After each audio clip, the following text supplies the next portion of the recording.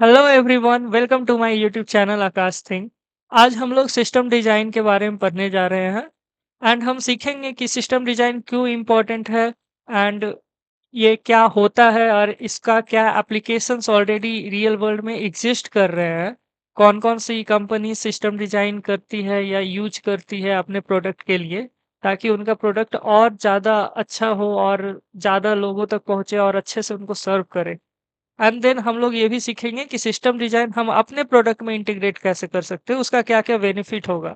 सो ये सब कुछ हम कवर करेंगे एंड हम इसमें थोड़ा-सा एआई का भी फ्लेवर इंटीग्रेट करेंगे। जैसे कि हम अगर एआई मॉडल या एलएलएम्स, अभी हर किसी को पता है चैट जीपीटी के बारे में, तो ये सब अगर हमको प्रोडक्ट में बनाना है, तो उसमें सिस्टम डिजाइन कैसे अफेक्ट करता है।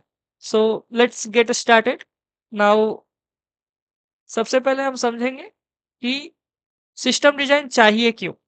तो अगर आप ब्रॉडर पिक्चर समझें, तो यहाँ पे देख सकते हैं कि ट्विटर जो है वो 2007 में फेल हो गया था। सो एक इमेज आया था जिसमें दिख रहा था कि एक व्हेल को कुछ बर्ड्स उठाकर ले जा रहे हैं।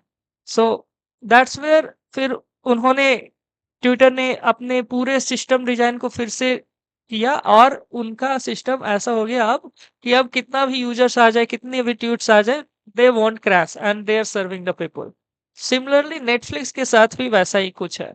तो स्टार्टिंग में उन्होंने सिंपल सा एक नेटफ्लिक्स एप्लीकेशन डेवलप किया, बट जैसे ही उनको लगा कि अब हमारे यूजर्स बढ़ने वाले हैं, हमको स्ट्रीमिंग हर किसी को प्रोवाइड करना पड़ेगा, तो एट दैट टाइम ओनली उन्होंने एस्टिमेट किया और उस हिसाब से अपना जो कंप्लीट एप्लीकेशन का आर्किटेक्चर था या जो सिस्टम था, उसको उन्होंने रीडिजाइन किया एंड अब वो अच्छे से परफॉर्म कर रहे हैं, मार्केट में लीड कर रहे हैं।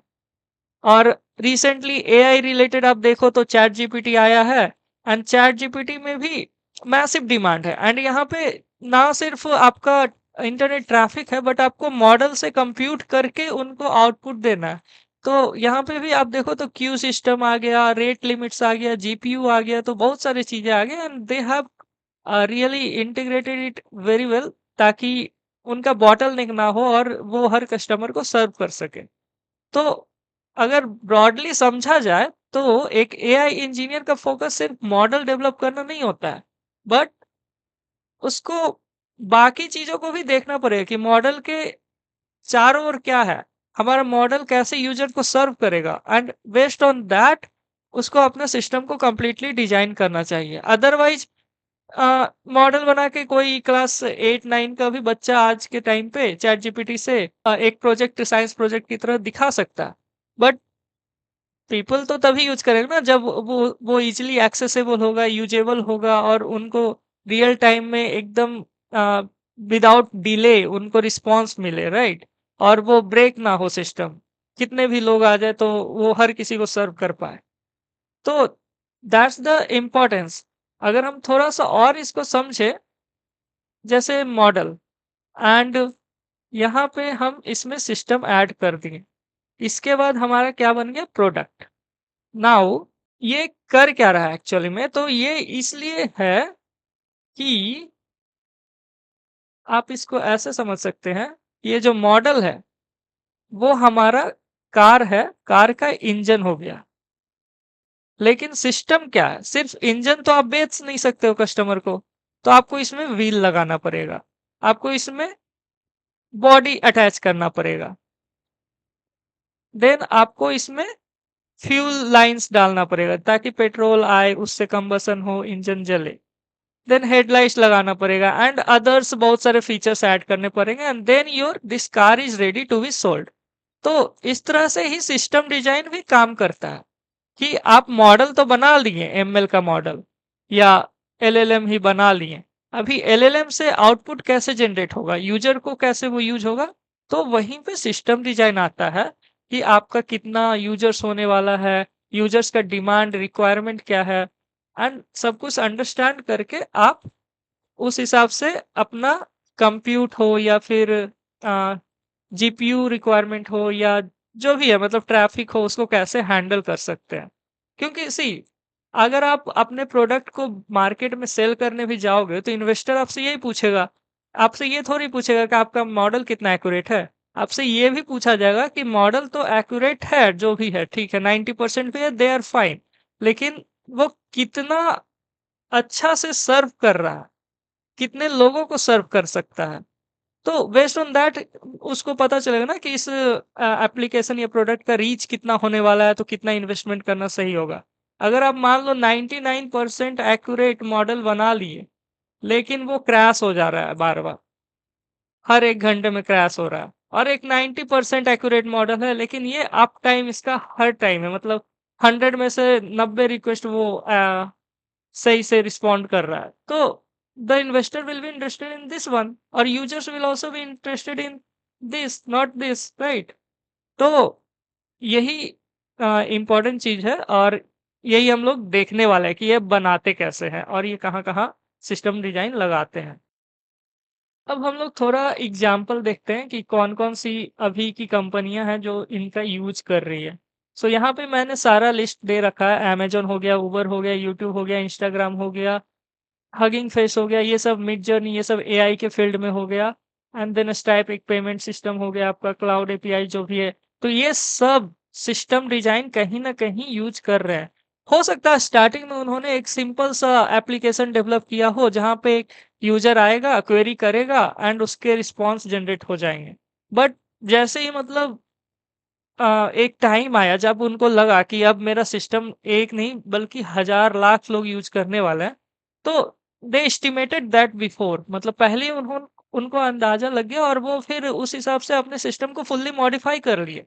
अगर वो सिस्टम को रीडिज़ाइन नहीं करते तो फिर वो ये इंडस्ट्री में कहीं नहीं दिखते। That's the main thing.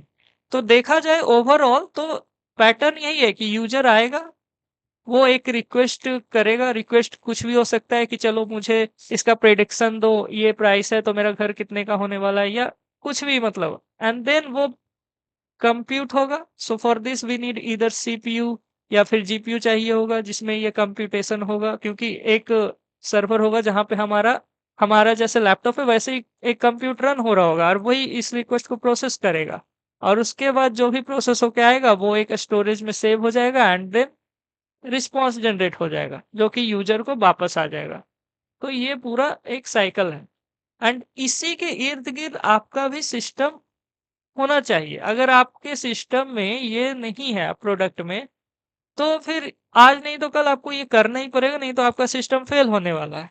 So that is the thing, ठीक है? तो अब हम लोग समझते हैं कि सिस्टम डिज़ाइन एक्चुअली में है क्या? What is system design, right? आप मतलब ये डेफ़िनिशन देख के मतलब परेशान होने का ज़रूरत नहीं है। सिस्टम डिज़ाइन कुछ नहीं, मतलब कि आप सीधा कोड करना शुरू नहीं कर दीजिए, कोई भी प्रोडक्ट बनाना है तो, सॉफ्टवेयर रिलेटेड। आप पहले समझिए कि उसका रिक्वायरमेंट क्या है और उसमें किस-किस तरह का प्रॉब्लम आ सकता है। व्हाट इफ अगर मेरा यूज़र्स 10 गुना बढ़ गया, 1000 गुना बढ़ गया, क्या करेंगे उस समय? अगर मेरा सर्वर क्रैश हो गया, क्या करेंगे उस समय? कैसे हैंडल करेगा मेरा सिस्टम? अगर मेरा कोड एरर देने लगा, तो क्या होगा उस टाइम पे? अगर मेरा मॉडल का वर्ज़न न्यू मॉडल का वर्ज़न सपोर्ट नहीं कर रहा है, तो क्या करेंगे उस समय? सो ये सारे क्वेश्चंस के बारे में समझना और उसको डीपली एनालाइज़ करके उसका आंसर पहले से डिस्कवर करना, ताकि वो रिएक्टिव की जगह हम प्रोएक्टिव अप्रोच ले सकें, और हमारा सिस्टम जो है वो अच्छे से कस्टमर को या जो भी हमारा यूज़र है उसको सर्व कर सके। तो उसी को हम सिस्टम डिज़ाइन बोलते हैं। इसको सिर्फ़ डॉक्यूमेंटेशन की तरह नहीं ट्रीट करिए। डॉक्यूमेंटेशन तो काफ़ी थ्योरेटिकल चीज़ हो गया।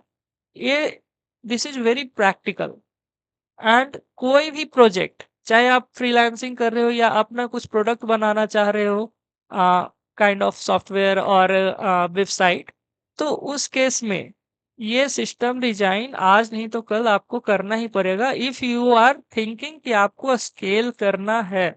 अगर स्केल नहीं भी करना है बट आपका एआई रिलेटेड प्रोडक्ट है, तो आपका एलएलएम या उसका यूसेज इतना ज़्यादा हो जाएगा, अगर आप इसको अच्छे से हैंडल नहीं करोगे तो आपका कॉस्ट बहुत ज़्यादा हो सकता है।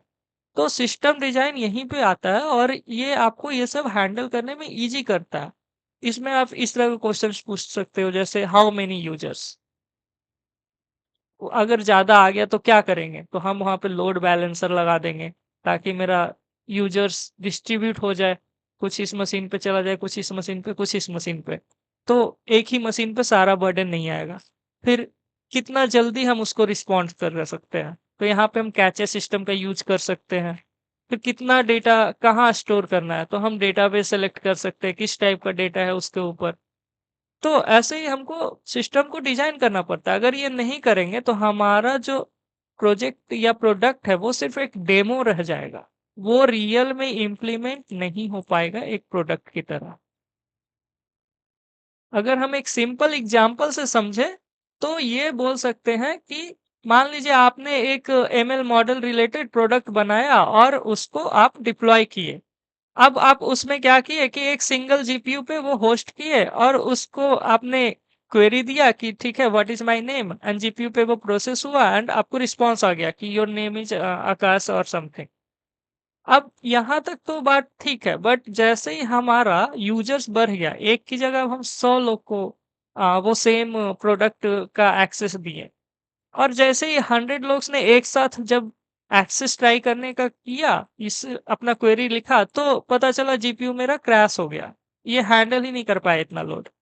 और कोई फॉलबैक सिस्टम नहीं था, कोई कैसे नहीं था, कोई क्यू सिस्टम नहीं था, कुछ भी नहीं था, एंड वही फाइनली वो फेल हो गया।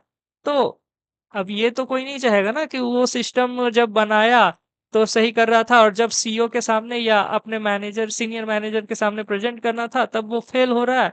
तो आगे तो वो अप्रूवल के लिए जाएगा ही नहीं, राइट?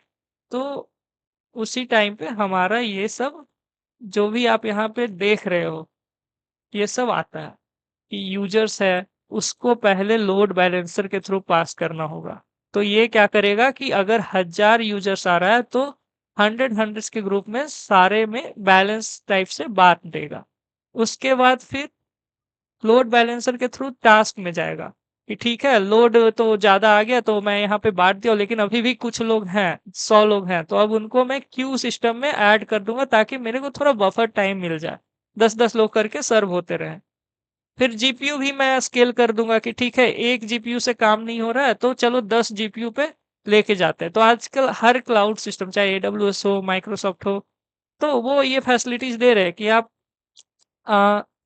ऑन डिमांड स्केल कर सकते हैं। तो वो हम यूज कर सकते हैं। फिर यहाँ पे कैसे आ गया कि अगर सेम टाइप का रिक्वेस्ट यूजर पूछ रहा है तो हम ये सब नहीं करके हम सीधा उसको यहाँ से यहाँ ले जाएं और आउटपुट यहाँ पे जनरेट कर दें। क्यों उसको पूरा प्रोसेस करना है? कैसे में हमारा है, हम उसको यूज कर सकते हैं। या डेटाबेस में अगर डायरेक्टली है तो वहां से भी क्वेरी करके हम उसको जनरेट करके डिस्प्ले कर सकते हैं, राइट? तो ये यहाँ पे हर एक ब्लॉक का अपना एक फंक्शनैलिटी हो गया, और शुरू में हर किसी को नहीं पता होता है जब वो स्टार्टिंग प्रोडक्ट बनाता है। बट ये पता होना चाहिए कि कब हमको इवॉल्व करना है, कब हमारे यूजर बेस बढ़ने वाला है, कब हमारा रिक्वायरमेंट बढ़ने वाला है, and based on that only आप 10,000 यूजर्स को 500 मिलीसेकंड के अंदर में रिस्पॉन्स दे पाओगे, एंड तभी आपका एक प्रोडक्ट, एक डेमो प्रोडक्ट में कन्वर्ट हो पाएगा। सो हम लोग आज यहीं पे ख़त्म करते हैं। ऑलरेडी 15 मिनट का वो वीडियो हो चुका है। सो हम लोग नेक्स्ट वीडियो में देखेंगे कि सिस्टम डिज़ाइन अपने प्रोडक्ट के लिए कैसे करना है, स्टेप बाय स्टेप। ये 6 स्टेप के थ्रू हम लोग गो थ्रू करेंगे। तो आज का वीडियो में हम लोग क्या सीखे, सिस्टम डिज़ाइन क्यों इम्पॉर्टेंट है, सिस्टम डिज़ाइन कहाँ कहाँ इम्प्लीमेंट हुआ है, सिस्टम डिज़ाइन कैसे करते हैं, और उसका एक एग्जाम्पल। सो आई होप आज का वीडियो आपको पसंद आया होगा। With that, thank you.